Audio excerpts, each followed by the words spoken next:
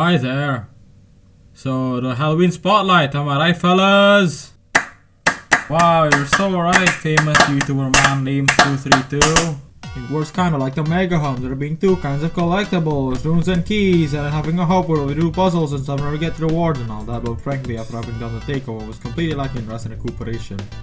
And so while I couldn't make a video on the event, I was 100% geeked out throughout the whole thing, and over half the footage is unwatchable. So instead, I'm going to review one of the games that was featured on the thing. Untitled tag game. Good game, don't really play much, but man, I really loved the inclusion of the Mega Hunt, so I was just poised to check this one out. Why I played weird gun game and driving Empire before this is something that shall never be talked about. Alright, so for the event, the game added a brand new exclusive campaign. The campaign is started by accepting this fairly ominous invitation to something. Accepting the invitation teleports us to a different map. Ooh, this place looks spooky and whoa, it appears the loading screen is glitching out. It's glitching out so hard in fact that it's actually showing us floating in the middle of nowhere.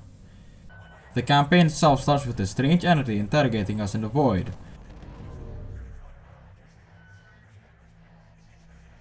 They're lamenting on our energy, our light, our happiness on which they're interested in taking by force. Then we're suddenly thrown down onto a town, right onto the Iron Cafe. Here we meet this guy named Garfield. They're so cool, they ride skateboards and stuff, it makes you wonder why they weren't a part of the takeover. They lead us to their crib where we get to meet a familiar face. Look, it's Doc, from the Mega Hunt thing. I presume because I sort of recognize the voice. Though it is kinda canonically questionable since, you know, I'm the Slender Man, not the Horn Bucket Head guy. It's also here where we get to have some practice with some brand new moves. Climbing on ledges and swinging on bars alongside vaulting over things, the movement system is pretty good as usual, though I find climbing things pretty finicky since there's no actual jumping involved. I kept trying to jump on climbing ledges and all that will usually result in is a small vault. We finish our practice only for Doc to call us to see something in the sky. Oh dear heavens, the Void Man has followed us to this town!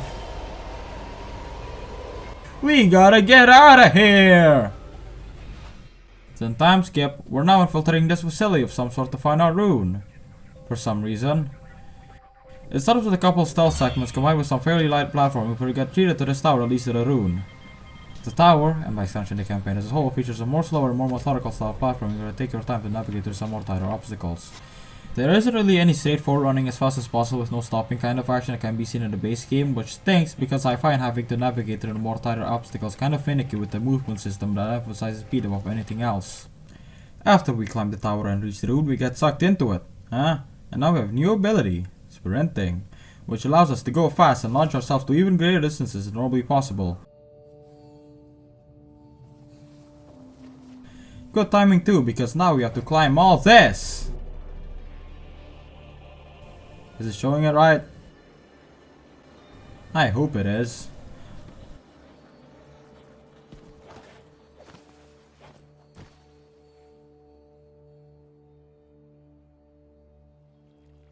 What ensues here is one massive obstacle course across the construction site. We start down the concrete banks and have to work our way up to the side by jumping across buildings and such. The level has more of the slow, methodical platforming as shown earlier. It's also here where we get to try out our brand new ability, and I must say, jumping across wide gaps like it's nothing is really cool. And yet, I find it kinda underutilized because, again, there aren't really any sections that require you to run like your life depends on it. So, using the ability only to have to slow down just enough to fall off most of the time just leaves us another move in our kit and not this super awesome game-changing ability, which is super underwhelming. We also get to swing on some ropes.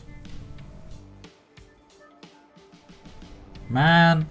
It's kinda hard to control where you're going while swinging, and it's really easy to accidentally overshoot platforms, but it's also really cool to swing on ropes and stuff, so whatever.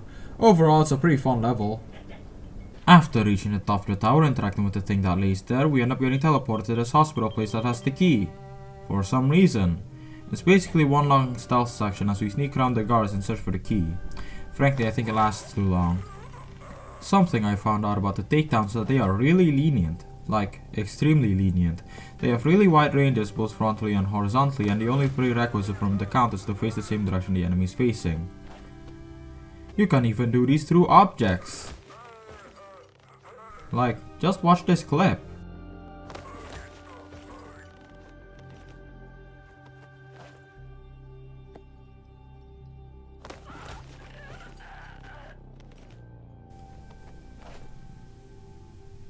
Solid Snake, Agent 47, Corvo Atano, watch your surroundings.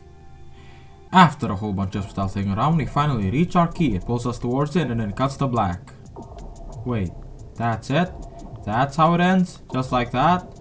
No big chasey, no proper ending, not even credits? Hold on.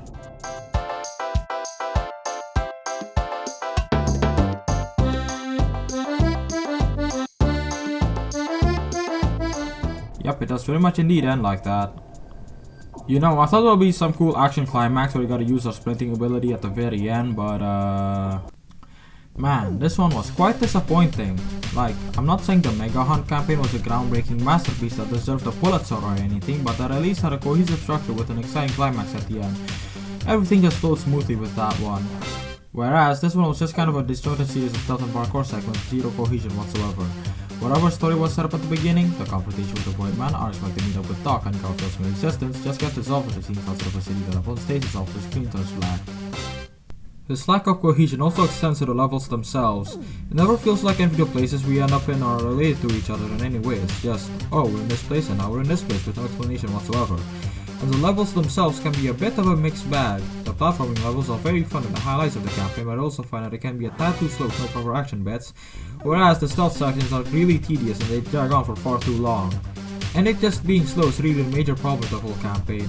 There's no action, no intensity, nothing to make the player feel, oh dear heavens, I gotta lock in any way. It's just, yeah sure, let's end this with the stealth section.